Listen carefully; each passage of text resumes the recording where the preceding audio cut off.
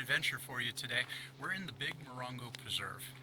This preserve has 31,000 acres and is managed by the Bureau of Land Management. It's located approximately about 20 minutes just above Palm Springs on Highway 62. This preserve, 31,000 acres, is nestled up against Joshua Tree National Park, flows all the way down towards Desert Hot Springs at an elevation of 600 feet, heads back up to Morongo at the highest peak in the preserve at about 3,000 feet. It is truly an amazing area of plant life, bird life, flora and fauna that is diverse because of the transitional zones that run through here of two separate deserts, the Mojave Desert and the Sonoran Desert.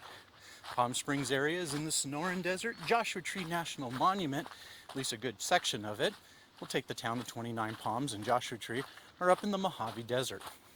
And because of these two deserts, the animal and plant life, as I mentioned before, is extraordinary. You have plants such as, and trees as cottonwoods, mesquites. You have the Aurora willow, the desert willow, and they're all within this little tiny space. And though 31,000 acres is quite a bit, they're still little islands of natural preserved areas that are protected now.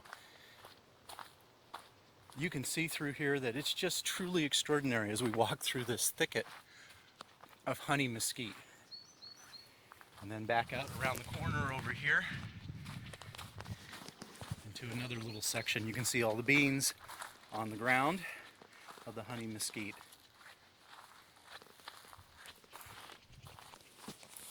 You know, as it begins to heat up in the desert in the summertime, it's just a great place to come up early in the morning, do your walks. There's about 6 trails through here. Some of them are less than a quarter of a mile long.